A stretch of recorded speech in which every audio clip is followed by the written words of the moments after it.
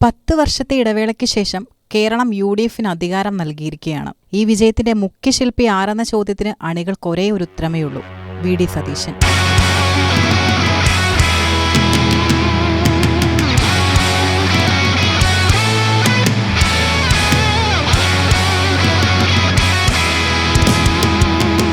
പ്രതിപക്ഷ നേതാവെന്ന നിലയിൽ കഴിഞ്ഞ 5 വർഷം അദ്ദേഹം നടത്തിയ പോരാട്ടങ്ങൾ ഒടുവിൽ ലക്ഷ്യം കണ്ടിരിക്കുന്നു.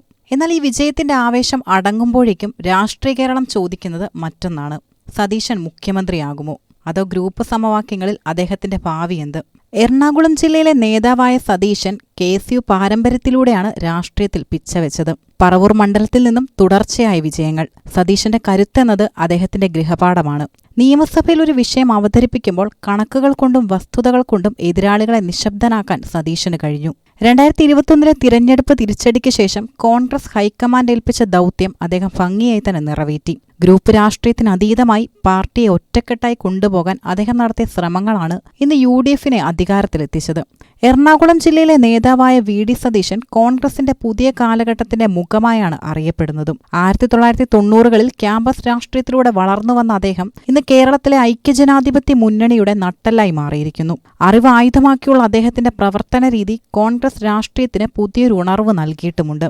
വി.ഡി. സതീശന്റെ രാഷ്ട്രീയ പാരമ്പര്യം ആരംഭിക്കുന്നത് ക്യാമ്പസ് രാഷ്ട്രീയത്തിൽ നിന്നാണ്. കോൺഗ്രസിന്റെ വിദ്യാർത്ഥി സംഘടനയായ KSUവിലൂടെയാണ് അദ്ദേഹം പൊതുരംഗത്ത് ശ്രദ്ധേയനാകുന്നത്. KSUവിന്റെ സംസ്ഥാന പ്രസിഡന്റ് സ്ഥാനത്തിരുന്നുകൊണ്ട് വിദ്യാർത്ഥി സമരങ്ങളെ നയിക്കാൻ അദ്ദേഹത്തിന് സാധിച്ചു. ആ കാലഘട്ടത്തിൽ തന്നെ മികച്ച സംഘാടകൻ എന്ന നിലയിൽ അദ്ദേഹം പാർട്ടിയിൽ അറിയപ്പെട്ടു. ദേശീയതലത്തിൽ NSUAയുടെ സെക്രട്ടറി സ്ഥാനവും അദ്ദേഹം വഹിച്ചിട്ടുണ്ട്.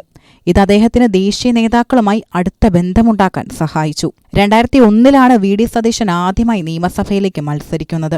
പറവൂർ മണ്ഡലത്തിൽ നിന്നും വിജയിച്ച അദ്ദേഹം അന്നു മുതൽ ഇന്നുവരെ തോൽവി അറിയാതെ ആ മണ്ഡലത്തെ പ്രതിനിധീകരിക്കുന്നു. സതീശനെ മറ്റു നേതാക്കളിൽ നിന്നും വ്യത്യസ്തനാക്കുന്നത് അദ്ദേഹം നിയമസഭയിൽ നടത്തുന്ന പ്രസംഗങ്ങളാണ്. ഡേറ്റകളും വസ്തുതകളും നിരത്തി സർക്കാരിനെ പ്രതിരോധത്തിലാക്കാൻ അദ്ദേഹത്തിന് പ്രത്യേക കഴിവുണ്ട്. കഴിഞ്ഞ ഇടത് സർക്കാരുകളുടെ കാലത്ത് ഉയർന്നുവന്ന പല അഴിമതി ആരോപണങ്ങളും നിയമസഭയിൽ ആദ്യം ഉന്നയിച്ചതും കൃത്യമായ തെളിവുകൾ നിരത്തിയതും സതീശനായിരുന്നു. 2021 തിരഞ്ഞെടുപ്പിൽ യു.ഡി.എഫ് കനത്ത പരാജയം ഏറ്റുവാങ്ങിയപ്പോൾ പാർട്ടിയിൽ വലിയൊരു അഴിച്ചുപണി ആവശ്യമാണെന്ന ബോധ്യത്തിൽ നിന്നാണ് വി.ഡി. സതീശൻ പ്രതിപക്ഷ നേതാവാകുന്നത്. കോൺഗ്രസിനെ കാലാകാലങ്ങളായി തളർത്തിയിരുന്ന ഗ്രൂപ്പ് രാഷ്ട്രീയത്തിന് അതീതമായി പ്രവർത്തിക്കാൻ അദ്ദേഹം ശ്രമിച്ചു. കെ. സുധാകരനുമായി ചേർന്ന് പാർട്ടിയെ സെമി കേഡർ രൂപത്തിലേക്ക് മാറ്റാനുള്ള നീക്കങ്ങൾ അദ്ദേഹം നടത്തി. വെറുതെ എതിർപ്പിനു വേണ്ടി എതിർക്കാതെ സർക്കാരിന്റെ തെറ്റായ നയങ്ങളെ വസ്തുതകൾ കൊണ്ട് തിരുത്താനാണ് അദ്ദേഹം ശ്രമിച്ചത്. ഇത് മധ്യവർഗ വോട്ടർമാർക്കിടയിൽ അദ്ദേഹത്തിന് സ്വീകാര്യത വർദ്ധിപ്പിച്ചു. തീവ്ര വർഗീയതയ്ക്കും വിഭജന രാഷ്ട്രീയത്തിനുമെതിരെ വിട്ടുവീഴ്ചയില്ലാത്ത നിലപാടാണ് അദ്ദേഹം സ്വീകരിക്കുന്നത്. മതനിരപേക്ഷതയെക്കുറിച്ച് അദ്ദേഹം ഉയർത്തുന്ന ശബ്ദം നിയമസഭയ്ക്കകത്തും പുറത്തും വലിയ ചർച്ചയാകാറുണ്ട്. വായനയും നിയമപരമായ അറിവും അദ്ദേഹത്തിന് രാഷ്ട്രീയത്തിൽ വലിയ മുതൽക്കൂട്ടാണ്. പാർട്ടിക്കുള്ളിലെ ആഭ്യന്തര ജനാധിപത്യം സംരക്ഷിക്കപ്പെടണമെന്നും അർഹതയുള്ളവർക്ക് സ്ഥാനമാനങ്ങൾ ലഭിക്കണമെന്നും അദ്ദേഹം എപ്പോഴും വാദിക്കുന്നു. ഈ വിജയം മധുരതരമാണെങ്കിലും സതീശന് മുന്നിലെ വഴി അത്ര സുഗമമല്ല. മുഖ്യമന്ത്രി കസേരയ്ക്കായി കോൺഗ്രസിനുള്ളിൽ ഒരു ത്രികോണ യുദ്ധം തന്നെ നടക്കുന്നുണ്ട്. അതിൽ പ്രധാനപ്പെട്ടതാണ് രമേശ് ചെന്നിത്തലയുടെ സീനിയോറിറ്റി. ഗ്രൂപ്പിന്റെ കരുത്തും ദീർഘകാലത്തെ ഭരണപരിചയവും ചെന്നിത്തലയ്ക്ക് അനുകൂലമാകുന്നു. മുതിർന്ന നേതാവെന്ന പരിഗണന അദ്ദേഹം ആവശ്യപ്പെടുന്നു. KC വേണുഗോപാൽ ഹൈക്കമാൻഡിന്റെ കരുത്താണ്. ഡൽഹിയിൽ സ്വാധീനമുള്ള KC വേണുഗോപാൽ മുഖ്യമന്ത്രിയാകണമെന്നാണ് ഹൈക്കമാൻഡിന്റെ ഒരു വിഭാഗം ആഗ്രഹിക്കുന്നത്. 50ഓളം MLA-മാരുടെ പിന്തുണ KCക്കുണ്ടെന്ന അവകാശവാദം സതീശന് വലിയ വെല്ലുവിളിയാണ്. ഗ്രൂപ്പുകൾക്കതീതമായി പ്രവർത്തിക്കാൻ ശ്രമിക്കുമ്പോഴും നിർണായക ഘട്ടത്തിൽ ഗ്രൂപ്പ് നേതാക്കൾ സതീശനെ എങ്ങനെ കാണുന്നു എന്നതും പ്രധാനമാണ്. വെല്ലുവിളികൾ ഉണ്ടെങ്കിലും സതീശന്റെ കൈവശം ചില കരുത്തുറ്റ തുറുപ്പുചീട്ടുകളുണ്ട്. മുസ്ലിം ലീഗ്, RSP തുടങ്ങിയ കക്ഷികൾക്ക് സതീശനോടാണ് കൂടുതൽ താൽപര്യം. ഭരണവിരുദ്ധ വികാരം വോട്ടാക്കി മാറ്റിയതിൽ സതീശന്റെ പങ്ക് അവർ അംഗീകരിക്കുന്നു. യുവാക്കൾക്കിടയിലും സോഷ്യൽ മീഡിയയിലും സതീശന്റെ ഇമേജ് വളരെ വലുതാണ്. കേരളം മാറ്റം ആഗ്രഹിക്കുന്നു എന്ന മുദ്രാവാക്യത്തിന് സതീശൻ മികച്ച മുഖമാണ്. തിരുത്തൽവാദി എന്ന ഇമേജുമുണ്ട്. അഴിമതിക്കെതിരെയുള്ള പോരാട്ടം സതീശനെ ജനകീയനാക്കി മാറ്റി. കേരളത്തിന്റെ മതേതര മനസ്സിനെ ഒന്നിച്ചു നിർത്താൻ സതീശന് കഴിഞ്ഞു എന്നതും ചരിത്രമാണ്. രാഷ്ട്രീയത്തിൽ ഒന്നും പ്രവചിക്കാനാവില്ല. പക്ഷെ ഒന്നുറപ്പാണ്: വരും വർഷങ്ങളിൽ കേരള രാഷ്ട്രീയത്തിന്റെ ഗതിവിധികൾ നിശ്ചയിക്കുന്നതിൽ വി.ഡി. സതീശൻ എന്ന പേര് ഒഴിവാക്കാനാവില്ല.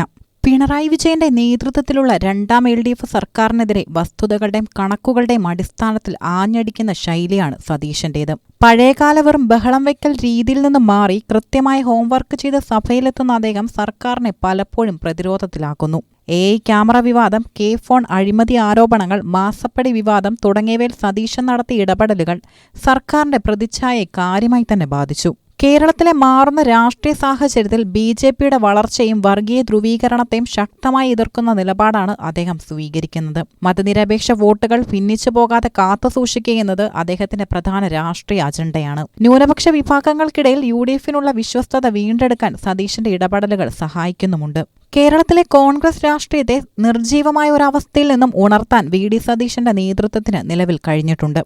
തന്ത്രപരമായ നീക്കങ്ങളിലൂടെയും സത്യസന്ധമായ രാഷ്ട്രീയ നിലപാടുകളിലൂടെയും അദ്ദേഹം ഒരു ബദൽ രാഷ്ട്രീയ മാതൃക ഉയർത്തിക്കാട്ടുന്നു. ഗ്രൂപ്പ് രാഷ്ട്രീയത്തിന്റെ വേലിക്കെട്ടുകൾക്കപ്പുറം കോൺഗ്രസിനെ ജനങ്ങളിലേക്ക് എത്തിക്കാനും സർക്കാരിന്റെ വീഴ്ചകൾ തുറന്നുകാട്ടാനും സതീശൻ നടത്തുന്ന ശ്രമങ്ങൾ കേരള രാഷ്ട്രീയത്തിന്റെ വരുംകാല ഗതി നിർണ്ണയിക്കുമെന്നതിലും സംശയമില്ല.